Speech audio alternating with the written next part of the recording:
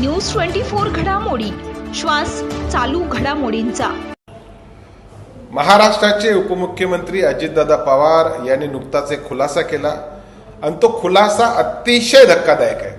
ते म्हणाले की मी वेशभूषा बदलून मध्यरात्री सामान्य प्रवाशासारखा विमानामध्ये प्रवास करून देशाचे गृहमंत्री अमित शाह यांना भेटत होतो आणि पहाटे पहाटे परत येत होतो।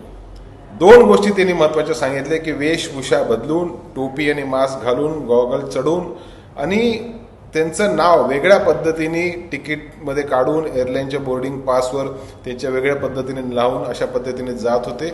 याचा अर्थ काय? ते महाराष्ट्राच्या विकासासाठी जात होते का? महाराष्ट्राला अधिक निधी मिळावा याच्यासाठी जात होते का? महाराष्ट्राचं अजून औद्योगिकीकरण वाढावं ह्याच्यासाठी जात होते का?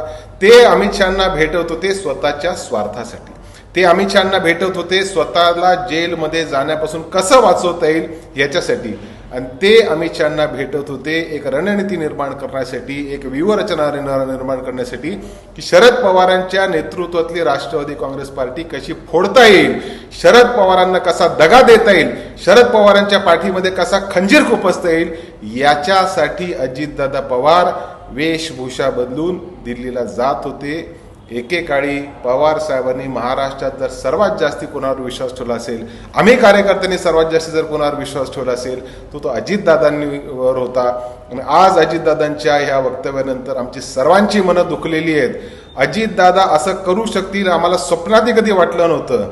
पवार साहेबांची साथ सोडण्यामागे त्यांचं जे खरं कारण होतं तो महाराष्ट्राचा विकास नव्हता, ते व्यक्तिगत स्वार्थाचं राजकारण होतं। हे अजितदादांच्या वक्तव्यातून स्पष्ट झालेलं आहे।